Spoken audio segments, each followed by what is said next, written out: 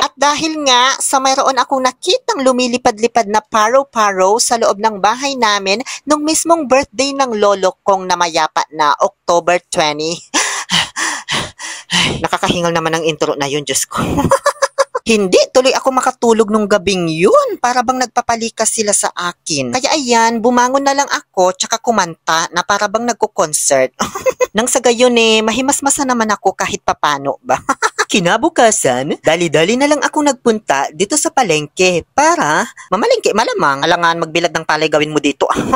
Para sa inyong kaalaman guys, magkasunod lang po ang birthday ng lolo't lola ko. October 20, yung lolo ko in heaven. October 21 naman, yung lola ko in earth. O, buhay pa kasi siya. Kaya pagdating sa celebration, laging sabay. Mga anong oras nyo po kukunin tong bayad ko?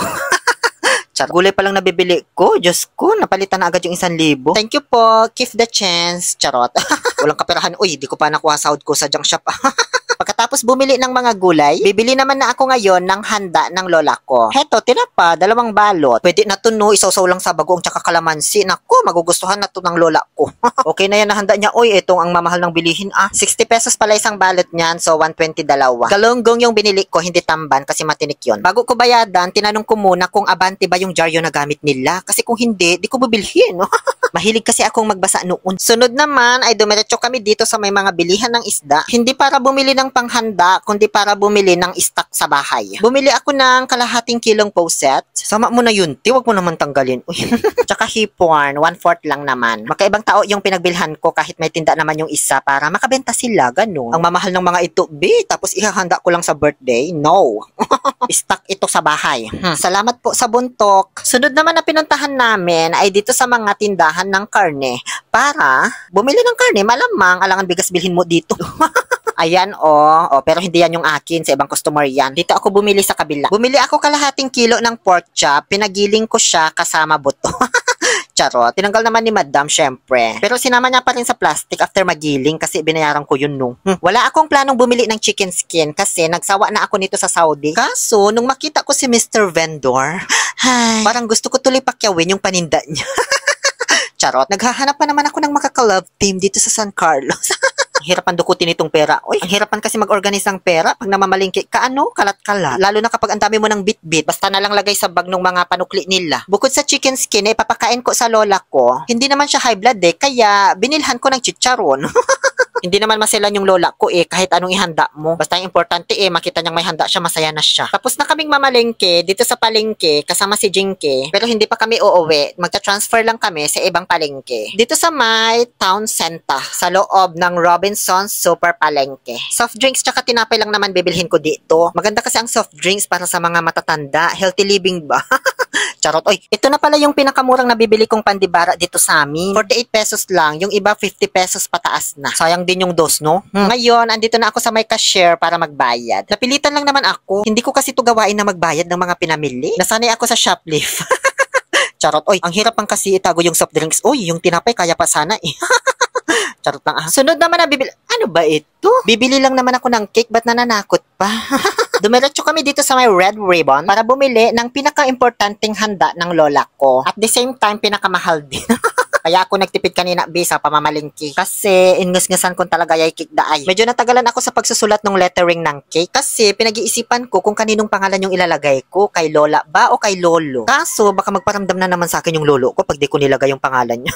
Kaya ayun, pinasulat ko na lang pareho. Pwede ba yun? Pinagsama ko yung patay tsaka buhay. Dadagdagan ko pa nga sana yan ng Happy Birthday ba Marta in Earth and Lucky Eloy in Heaven para man ma-differentiate. Kaso mukhang di nakasya sobrang haba na.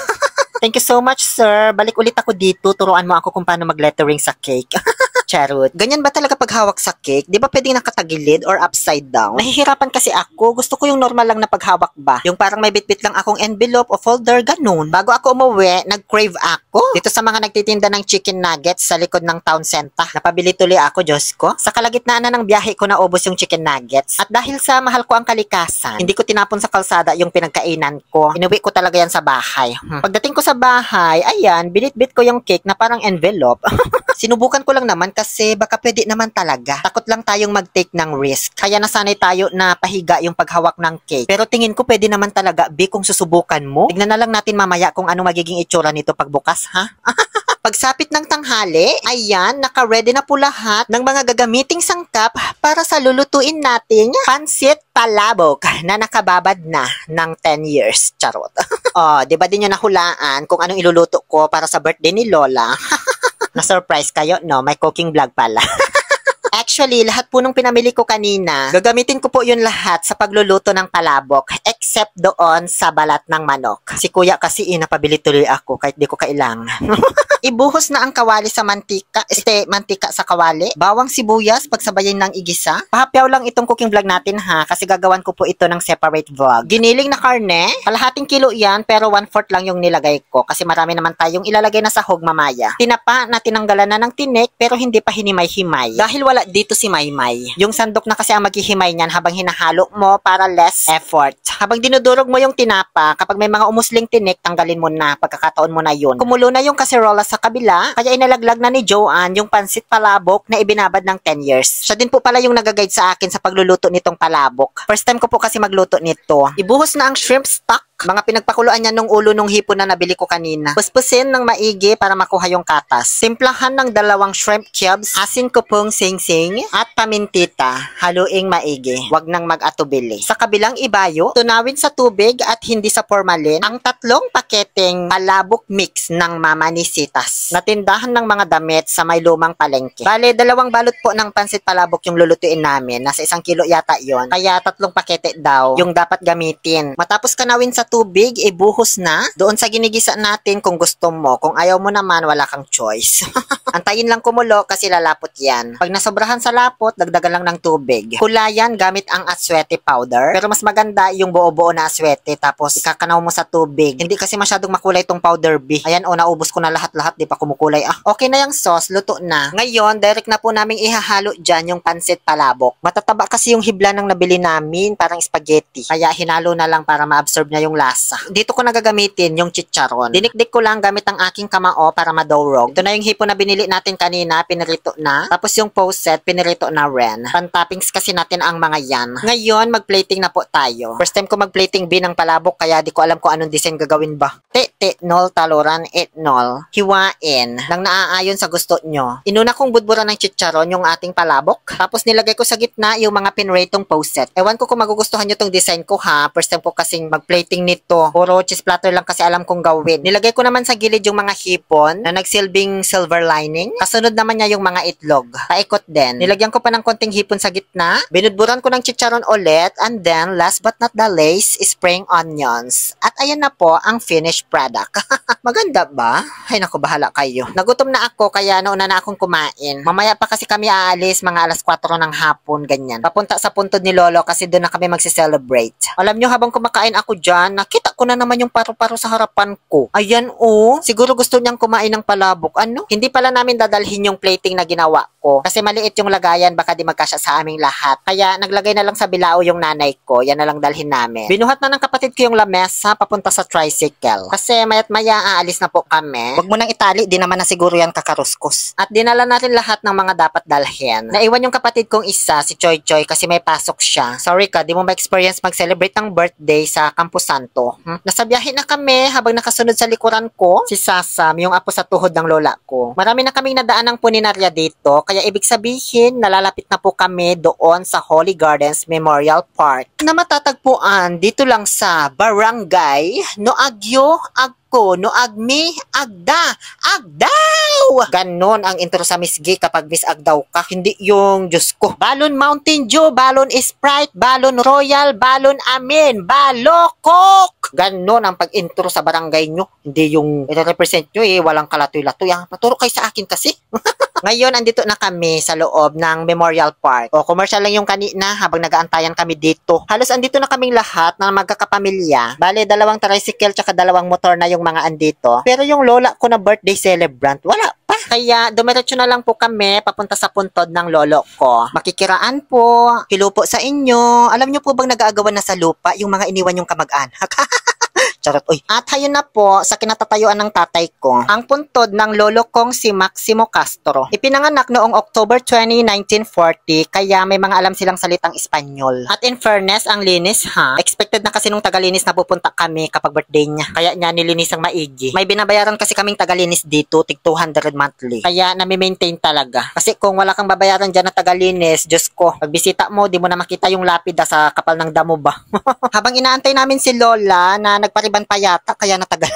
Sinet up na yung mga lamesa at mga dala naming pagkain. Inatangan ko lang si Lolo ng pandibara tsaka pansit para long life. Kakainin ko din yan mamaya pag di nila naubos. Mayat maya ay naaninag ko na po sa may di kalayuan yung lola ko kasama ang kanyang escort na apo. Ay apo rin manakal, tama si Runget lang.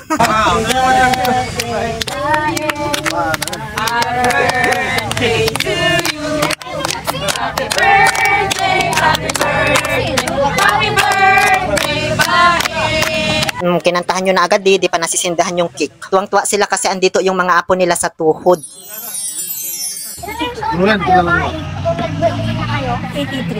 Ayan na pala yung itsura ng cake pagbukas. Ang taray, di ba? Di nasira. Tumagilid lang. So tama lang pala yung ginawa kong pagbitbit na parang envelope, di ba?